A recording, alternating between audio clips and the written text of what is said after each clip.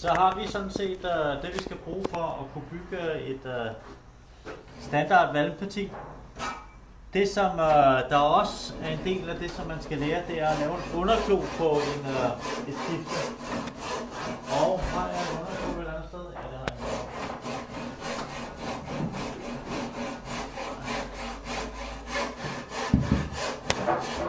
Det er en underklo, så I kan se, i stedet for at skiftet bare er skåret lige ned og fået nogle søm ind på graden, så har den lige pludselig fået en klo nedenunder, som der går ind under graden. Sådan en underklo, den skal vi tage fat i, hvordan man laver nu. Det første du gør, det er på den side, det er valmskiftet, vi skal lave underkloen på. Altså herovre i valmprofilen, så opstår underkloen.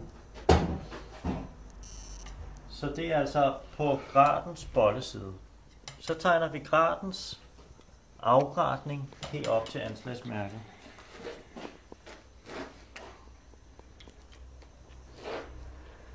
Det er ikke den her tus.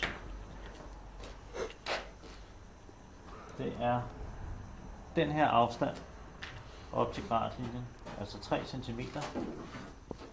Mål vinkelret, som vi sætter ind.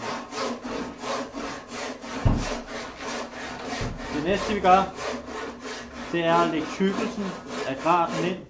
I vores opgave står den til 12,5 cm.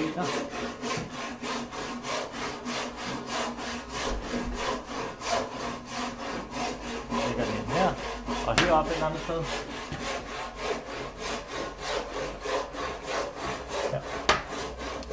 Den tegner vi.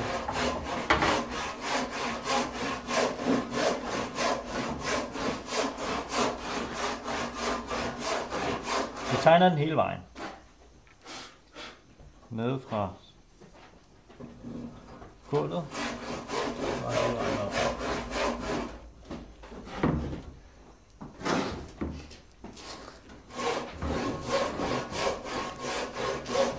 Heroppe, så opstår et mål.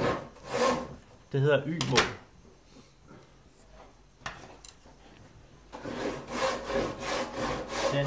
Den måler er til 12,5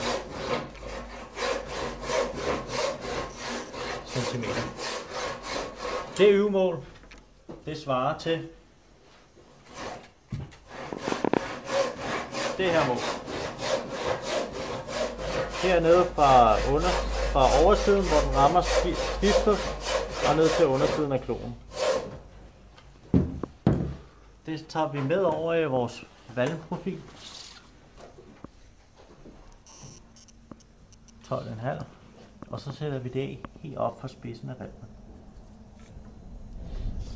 Så det vil sige, at det her stykke herfra og hertil, det er det af valmen, som der rammer siden af graden. Alt nede under her, det bliver til en klo. Men hvad for en retning har den?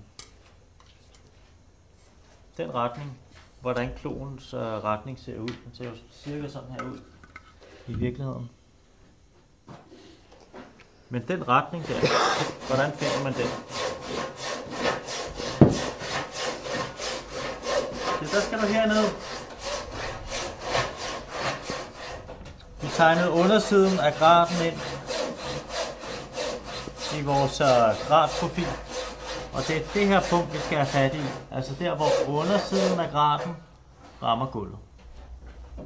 Det punkt skal vi have fat i.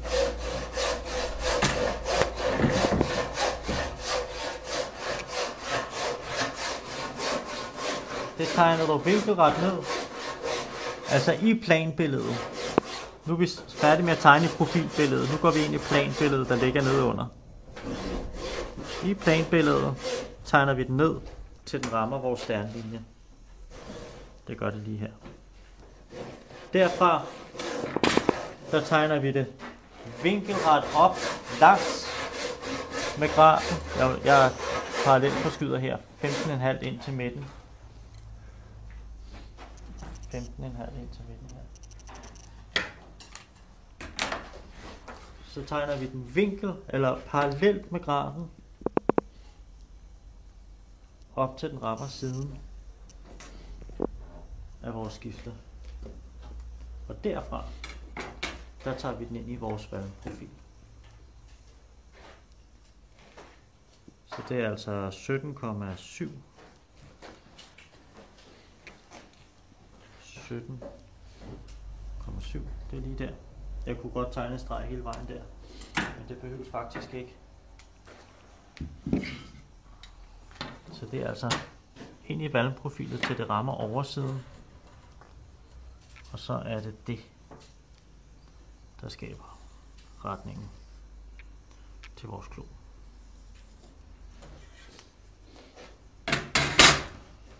Så har vi fået retningen her til vores klo. Det var hele opsmøringen. Så det var det.